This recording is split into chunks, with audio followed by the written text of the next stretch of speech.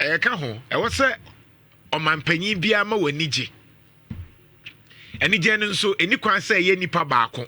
E was say obia nije. Nti okwa amanone a ye wo baabi wo ho a osori anopa anwumre a anigye. Average Ghana ni no na ninje. Ghana ni pa Ghana ni no when intimi nje more than 1 hour e wo man yi mu. If say woman when you cry give bebre be ka se wo ho tew. Wo cry when you age no na eye obi cry ya say adentin wani age. Nti o man yi pressure sa na de awu. Pressure. Average Ghana ni no ninje. But enyinje ni de wo hen. Enije ni se nka be sori anopa na unyensu panom. Enije ni se obesori anopa na wo kwan no eye. Enije ni se nka be sori anopa no na wo baabi a wo da no embeye problem. Enije ni se anka wo kodwoma wo fa sika kakra bi a etimi to enioma bebre. Enije ni se sanke ye kɔ na ye ba onso do nsa tools ubotoma unya bi na dia bafie. Enije ni se anka aware mu problems ni relationship problems dodo na de bia mo sori ana mo de ba ohima ho. Mo sori ana mo de ba ohima ho. Na mo de ba insure fam ni nyina no sika ka ho. Sika ka ho. Sika ka ho. Enije ni ho. If it's all sorry anopa obi wo ho a anka just 20 Ghana cedis bia ye bibia ma no but ebi ni ho na ninje. Enti na ninje no sorry anopa ena anopa obi asori anopa yi aware problem pressure because sika ni ho.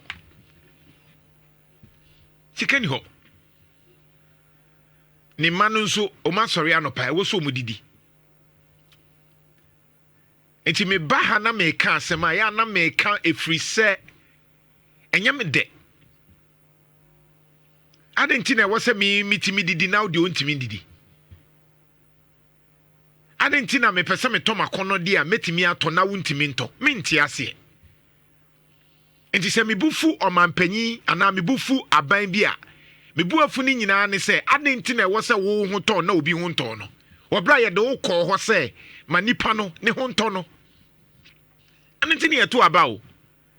Yeto aba because enye nyina na ebetimi aye president. Enye nyina na ebetimi aye ministers. Enye ye nyina ye ntimi nye CEOs, enkoye MCs. Enti wo ye MC a wadwuma ne se manipa no ne ho nto no. Enye obi na wase ka kirew. Na wo suba ne sei. We are Sokwa MC, we are Crow from Oferi Krom, Swame, regional minister, president, the Odiani say, ye money pano hunter, and also now ye problem. Nessa was soon for swapa and say I would it to. Sami metra hana misunim faswa, the antina was a multimedia, Emma medaso tinaha, misunim faswa, Nama sorry and panami behang of waging. Bible say, we a Gidinia. Let your light shine before men so that they will give glory to the God of heaven. Mama mo kania nhire no wode enmunyama mo soro ginya nkrompon.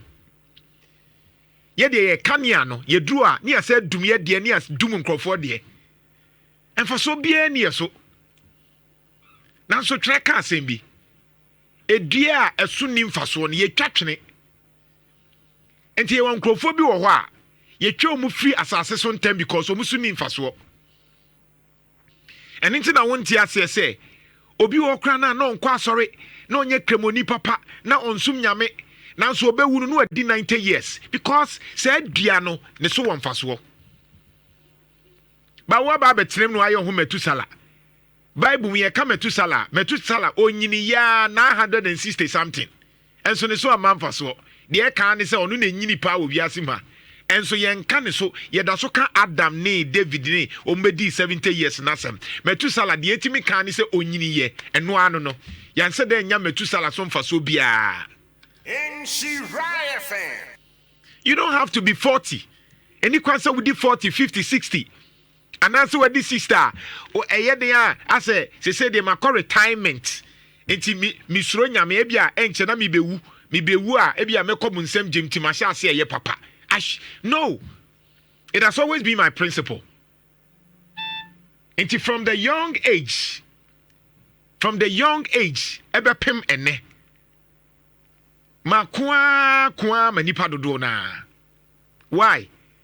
Because mimpese ebe te se mabo akokra ansa. Mikuta poma na mebe kire se mi do nyankopon. Se wo do nyankrompo wa wo dwene nipa ho. Untimi nka ntem se wo do nyankopon ni ama usika se minister or DC or whoever no wa disika no. Yesifa kwaye kwan no wati boat. Waje wo de na kwan na sei. No ma contract na ye adwumafo. No so den na wi a waka say udo nyankopon. Ise na no meka say Thanksgiving service no aye kɔbɔ mpaye no ɛso ni mfaso wo bra ye da so ye de yi because adwen is a matter of the mind.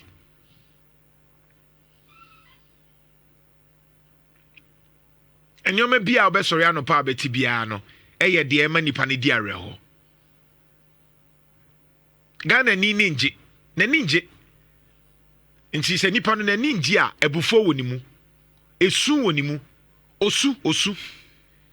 because panyin na wo senko ka bi ma no panyin no so de ne ho agim. Nti na no I was a bit disappointed in Nhyira Safo Katanka, the historian or menshia. I was so disappointed. And I use you to near who use you to say. But the question yen him say, one no mudias no, or when you youth. One no mudias no, or penny for. In penny for o many efi. And penny for o ma bobra. Inti hadn't in penny for. I was my nijia, moma nijio, penny for na nijio. Chawube penny for no many geo, o munya brem o many geo. Se wose okojine ni a obetu kwaya kojine ni ekoda hotels akese but manipa no so awudi omu so aninji a na ye problem Nhyira FM enti osomfa so ne sei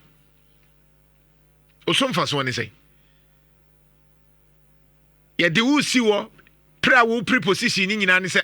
menya we di a mawie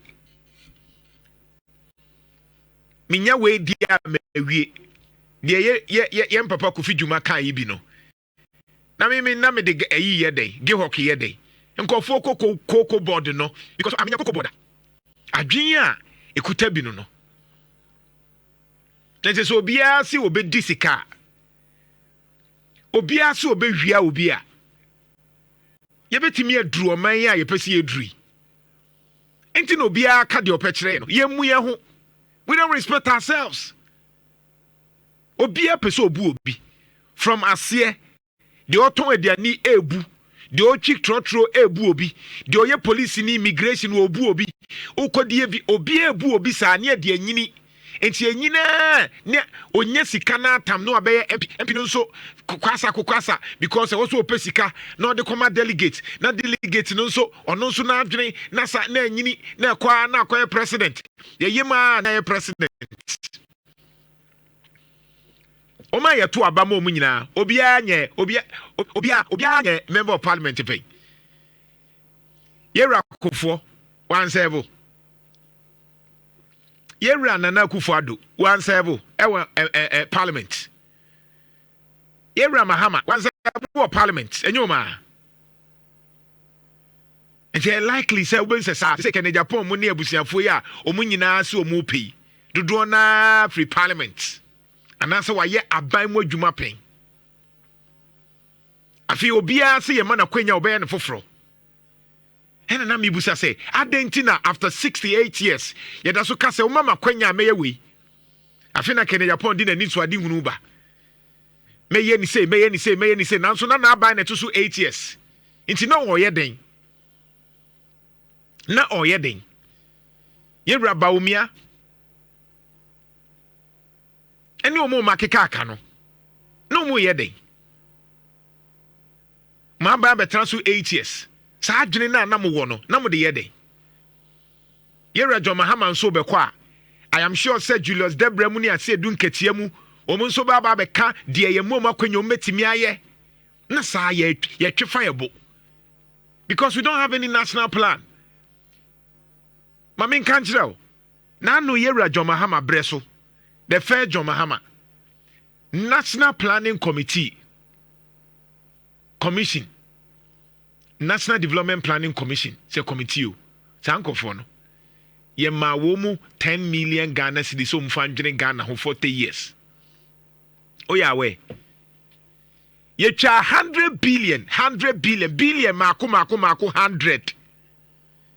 10 million Ghana cedis say ye mfandwene Ghana ho 40 years.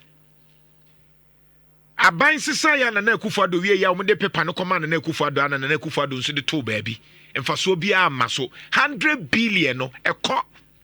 Nhyira fan. Nani masemwa nipa kro na oye panyin na ye ma no 10 million 100 billion old currency so mfanyere Ghana ho 40 years a ye to twiri baabi no ono ana John Mahama ba ya sade na ababa abeto se onsa anwene Ghana ho. Nhyira fan. What it means is that si etwa sika foforo man so onwene Ghana ho na 2028 se Ghana fo anto ama NDC a president ono so beba no obeji says no ato atwene BBNC. Nhyira fan. Oman no nti onipa ni nje se obetena oman ni mu. Ye de do Ghana nti say you say nyo yetim.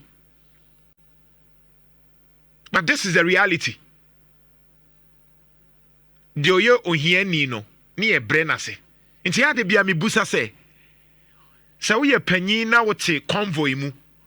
Na wudru bebia traffic light wo. Na wugina. Na hu emrante ne mabaawa ne abatan a omugina awie mu e ton pan no nchewie kati cake kraman chain duster obi asoa watermelon esuniti dududu kopem se ebetu awie onyanso eye na wadwen o sei e kan so ye panyi na fu na o kana timfu ye ne de ma kana otim ye ne e bo ho ka bibia na utwam na uhu san krofo na eya wo ye mu hyew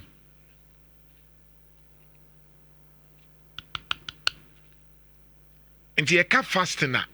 tremu no e ka sa asem no obi a wadwene obi ho obi o ma obi aduane ene nti na Yesu Kristo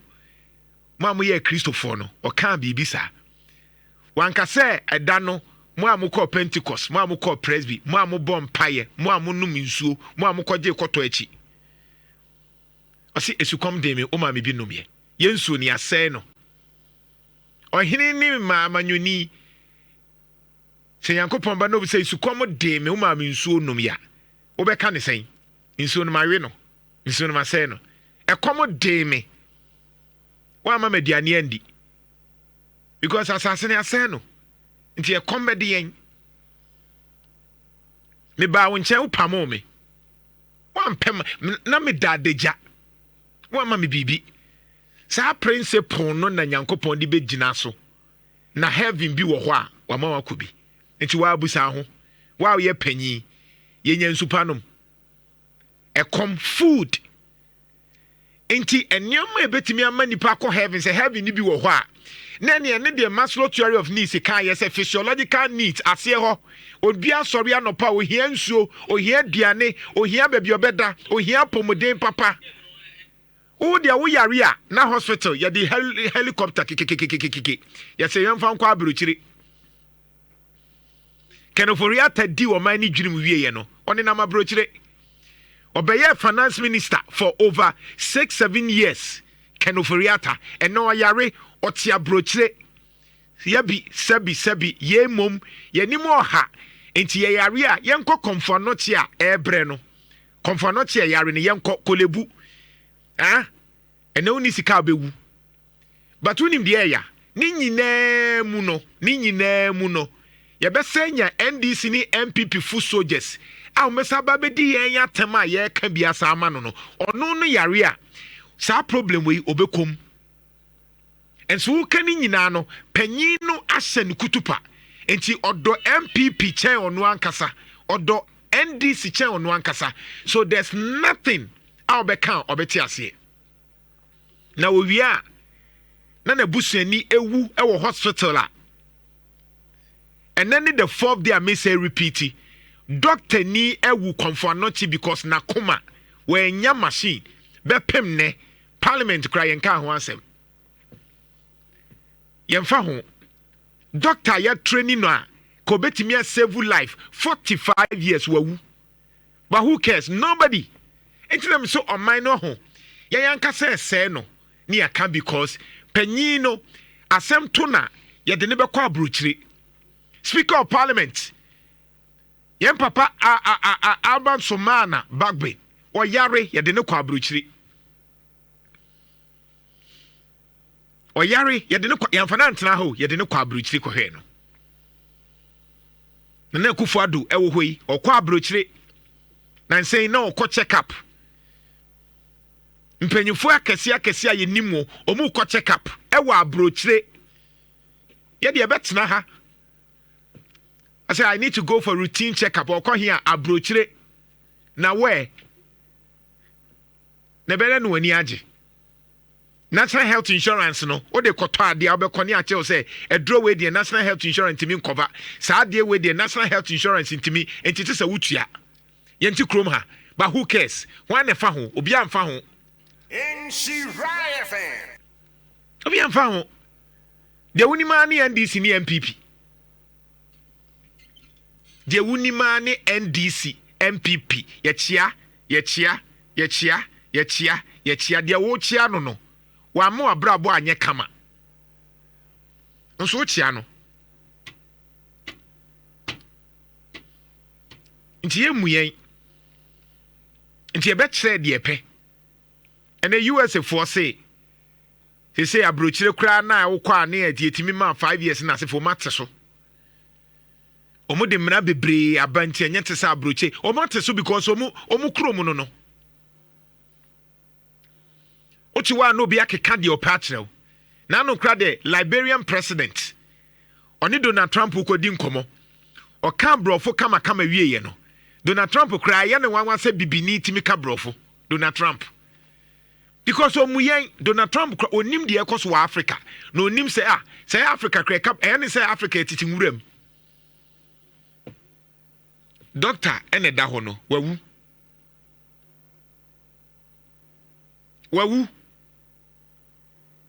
yare bebre wo ha ye de hye nyame enye nyame yare bebre ye de be se nyame na aye ne akosie no abrochire ntesa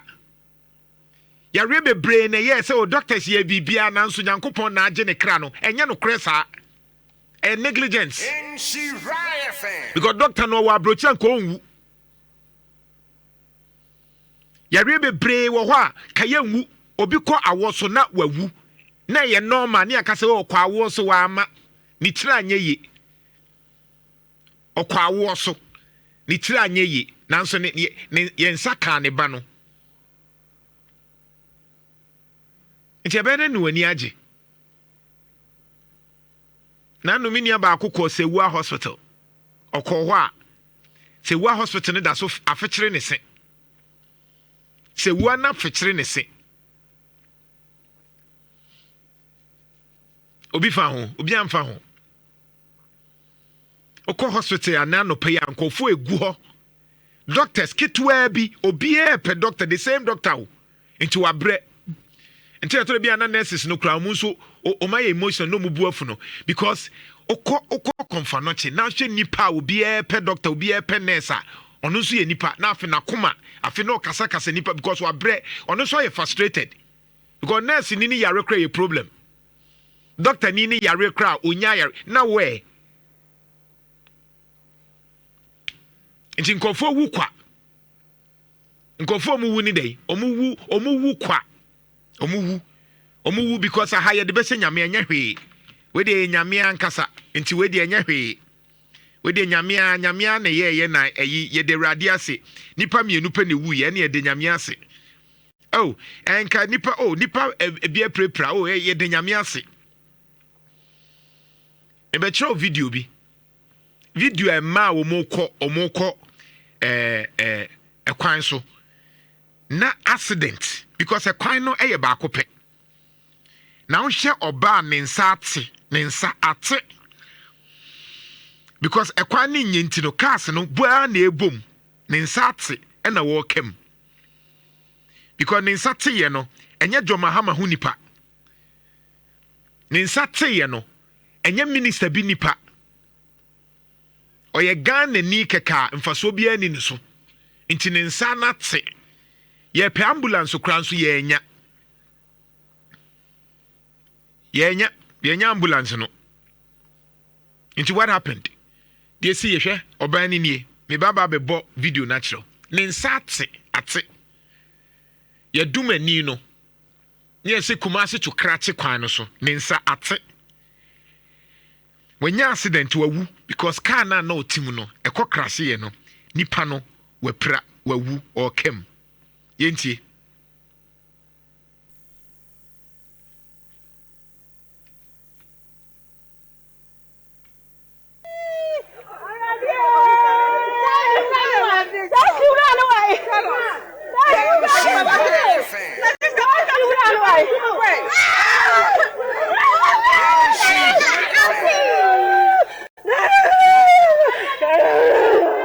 behwe obi ba tanya obi ba obi kunu obi yire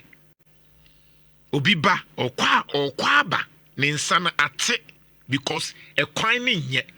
na ekwan no nsusua na akrahye ye de behwe bonsam. The thing that brought me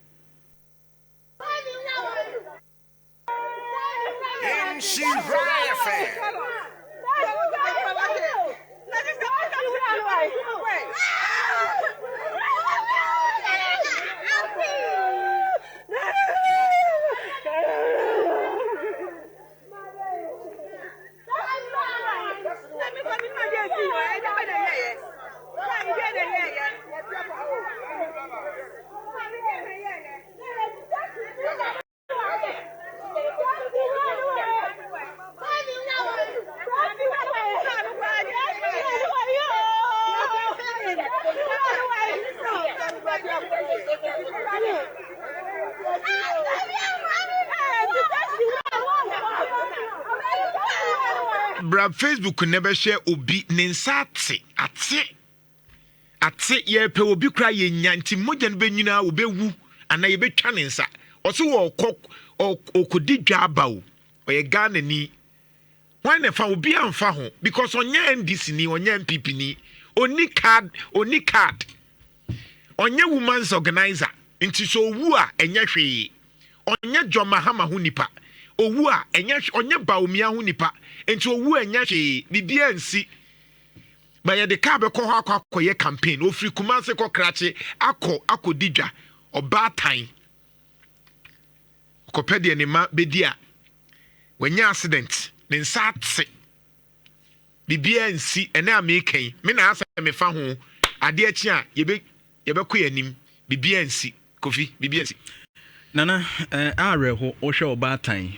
na ne nompe na apiesa no ade white na ho na ye ne nompe no ne nsate amadompe na pie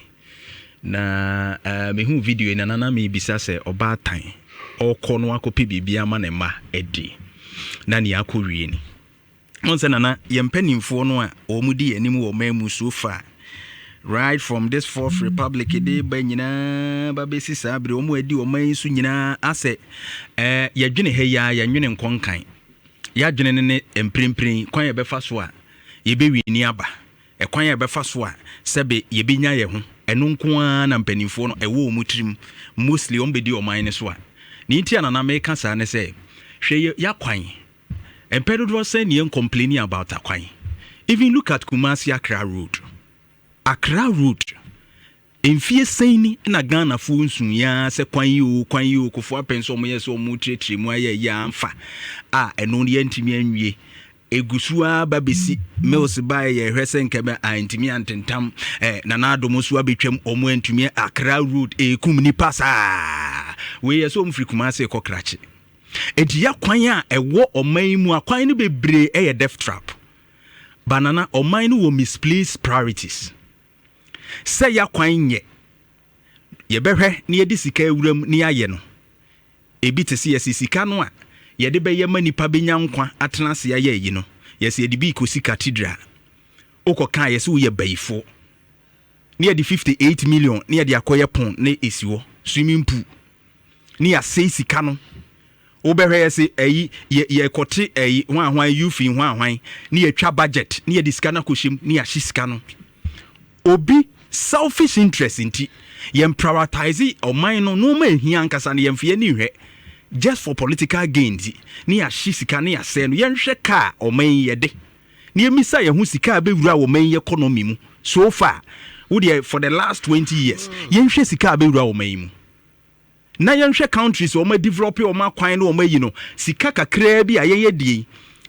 uchichem kura beye emu beye bi a 1/3 pe so ma timi de develop o mo de amana kodanim so ya bobesia boss besia nya sika ye priorities nye akwan schools yenye de yeni nkwada o mo titi nuase sua de Bani ye twa budget ye twa sika ye se ye de ko na ye de akoye bibi ehu hia ye wia ne abetra se na ye sa wo weak institutions. That is why a leadership no yes institutions a ebeboa ama accountability ya adwuma shraj iyoko institutions ye wo hwa eso mutimi hwe na investigations ahodo koso yie no ne ye krokro aban bia ba as institution ye ne dia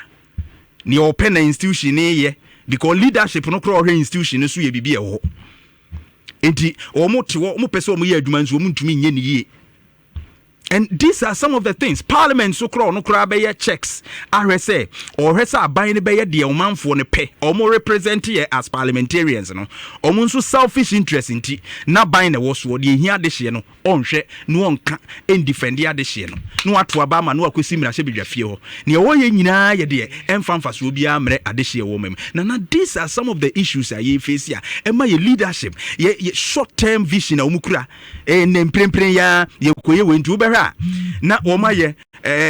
chese wo dimirika no abeye project bi last minute jobs akwan ye beto aba no akwaye akwan akogina kwa abrefo se no mansu enso ye beto aba afa ne ye dimirika ne akoye sapeti na aka se no ma say. You see, these are all the things that politician leaders no eye me wa unim se na kwan ne nye unim se na nipa na ebre but what you weni sika nso ba enye se sika ma ni a misprioritizing no ye de aye bibi fofora ensem fata na nipa ewu ade a wo ken nana yes sa no your friend say catheterization no a na eso mo ye ma doctor ma ni nyankwan sa machine no any who training nyina so for 4 areas anana en cost you up to $5 million any who person a ye be training wo nyina in fact wo hwe de otro petition ananko or de ko akoma mpanimfo no also omo ya assess wo doctor pani pa wa beni wo mpa o say omo ya assessment no se ye ka se ye nya bi wo Cape Coast on so mo teaching hospital Tamale Konfanoche ena your friend say wo de kolebu nkwa no mo bi enti ada wo say ye nya 4 kra wo this areas ya nana any training ni nyina will not be up to $5 million. Now what is $5 million? Nana ye timi di $58 million akotu amena wo ebetu ena wo hu se nipa o mu twem o asimasi wonyare wawu otwahwe ye na nisu abiri no wansore nana some of these things ye de omo rashe kwa yaresabia empempi doctor ya de bi no just about 90 minutes 1 hour 30 minutes wenya moa utimi wu and that's why some of them die like that. And kinya just less than $5 million a bit me about sika se na ntwim fa o maimu ye kwaji $1 billion ne de be ro maimu your priorities in yet just because ye pese ye de be ma voters no ato aba ma critical things ye de be gye nkwa no eni ho na hwekwan wi na hwekwan a omonam so ekwan kura ye de ma contract se nkrofo no dokwan ho eno dokwan ho wo mo no utumi nam road na su afuse ya aka bi ba kura hu kwan chenchen no wo mo no enua kura timi butoko em na da ho saa eno gisu obi ko fa social media ni watwa no de aba unim de highways authority ye unim de sa feeder roads fu akwan ya nya nkitenkete wo nkrase enso wo mo so wo ye say you don't see obi a wo ye leader eda institution no kura wo hu de wo ye. It's all because of mining institutions so me checks any balance investigation audits no she delays are audits cry delay and sania beka ho asem say we na esi. These are some of the issues I think say nana e benefo no so man se san dia youth no say de e ba no jz fo no de Ono mo no wo mfa no ma lightly saa o. Yo. Edi kan ka kyerɛw sɛ ɛnɛ yɛ 4th day a yeguso ɛka doctor yi ho asɛm. For Nhyira FM ne multimedia yɛmfa asɛm ɛntoɔ ne aka ne awie kɔpem sɛ yɛbɛsolve. 4th day nie a yeguso ka kyerɛ sɛ Ashanti region yɛfa akomayare a yɛne yɛwɔ soro nso obi awu.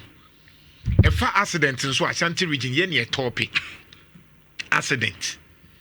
Na ɛno a fresh accident sie ma nkɔfo awu. Fresh accident. Kɔma ka kyerɛw sɛ yɛmpɛsi yɛbɛyɛ. Yɛaka cars akɛseɛ time a ɛfa kurom. Obiara mfi yɛn. Timber trucks na ninamu. Cars akɛseɛ articulator na ninamu. Tankers na ninamu at certain time. Nnam nipam. Obiara nka ho asɛm.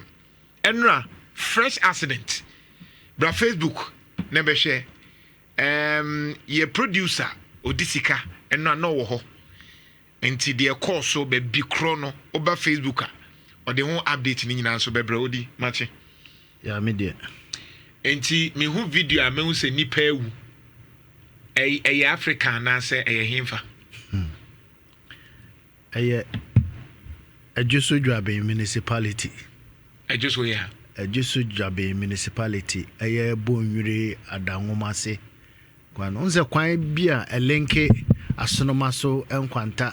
ufiri ayi Bonwire nkwanta ede ikono se ufa Dwabe kwan iso a na wafa Bonwire new road bi no sa new road no maya kwan de nyame se yenka o ma ye kwan kama na emum drivers na nam so no ene sese yetu wonfo na America tenta omukọ kwan so any unnecessary overtaking a omoye wo kwan so no omoye careful da bia na make say ye kurom ha no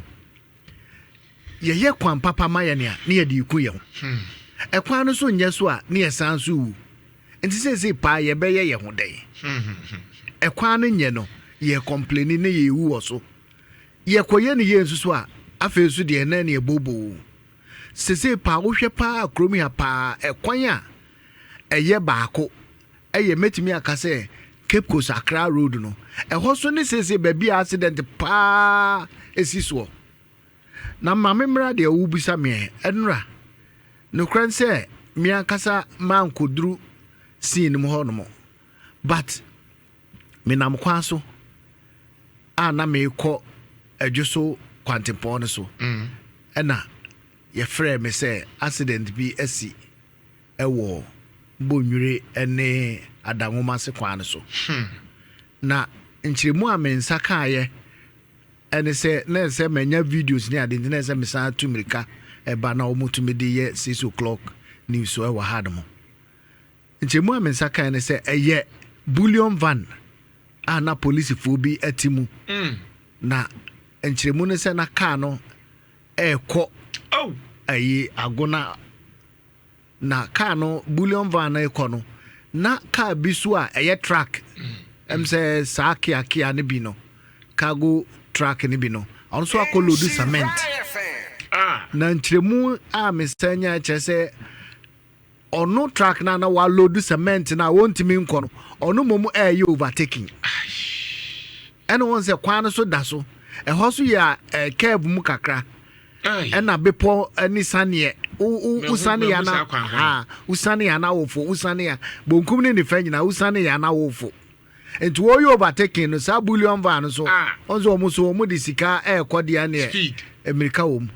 enti sa wo ye overtaking na wonwie no ana bullion van so epie ne so enti na chese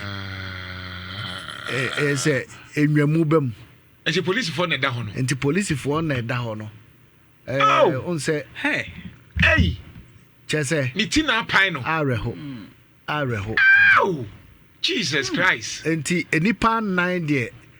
per information enya na chese atoyemu aho no de enipa 9 de ya mose nipa 9 say omomu wo bullion van no omomu wo bullion van mu no enipa miensa okay efiri mu wo ho ena deɛ no wɔka track no so no nti yɛnya sɛ ɔno so firi mu wɔ hɔ hi impact no so na impact no so na we na adwemu na awai sa ne tiri no nyinaa ne tiri no amene no nyina ɛna apie wɔ hɔ sɛ nipa yɛ tiri mu amene sa tiri mu awai mienu wɔ hɔ twa te sɛ deɛ obi na we nya sɛ emoja na Jeff blɛ ani na anka wontimi nhwɛ yeah anka wontimi nhwɛ me kra yira me sɛdeɛ na impact no esitie no na nya ade a mensa madresta wa wo bia obe survive no na che se nyame adi hu afofi na se omomutika ndo bi awi omomutika no mu no de wo hwɛ bullion van mu a antibra nipa omo be survive no em say na omo dɔso do ye nya the exact number na wo car no mu no ba bullion van no anti pick up na say a double cabin ayese konko no na ayam sa no obi we na tea ni tea free so no obi krampo de ne nsa ne 90 ka mu ba kokra de ne 90 ka mu ne 90 ye ka ne mu na ne kuntu si ba bontene aha na ne emse ne tea no ayi dade we ne twa rade nyame nti enra na asefem hwe aprosifo mi track ni mom kra so atete o track na atete na say ya kai mu nyina ne nam hoi dodo no awu na nam one of the challenge e was akwan na odi kan ne say so obehwa ya ka ho asempe ya ye kwan na wi simple marking so kra ni so eno so ya one factor a problem simple marking from a kra mo na munim ho from Tucson ho no ho ne ye de e ko samu su kwa wode ko dwabe no wode free fidase mfansa wode free a cha kromu asotwe bomfa nkwanta na wabranche afa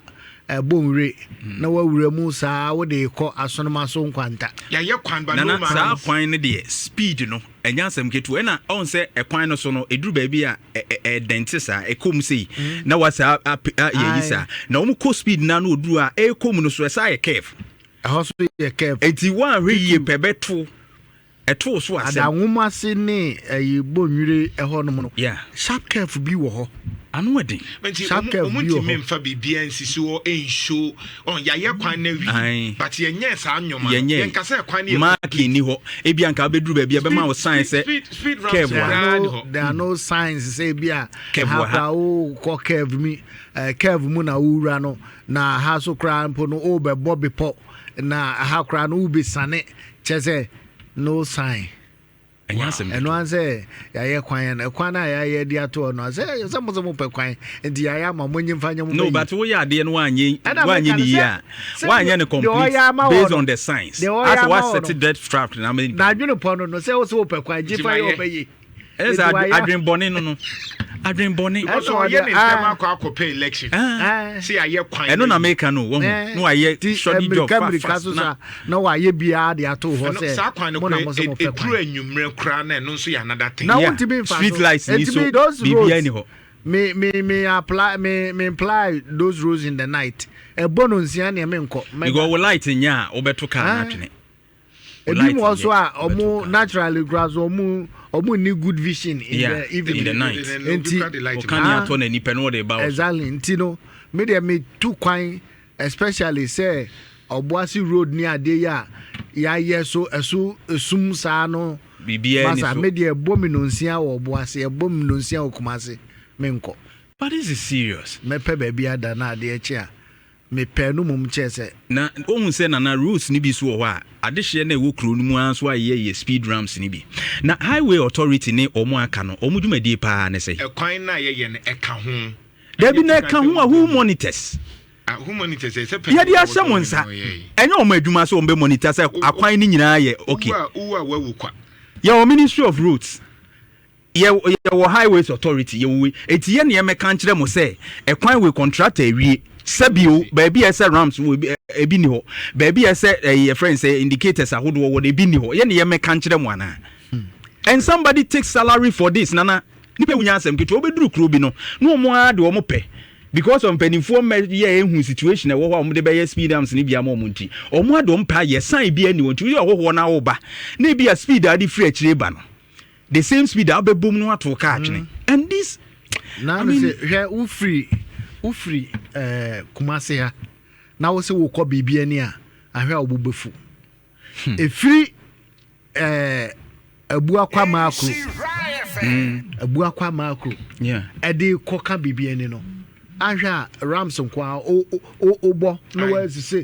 ana obɛbɔ bɛyɛ taa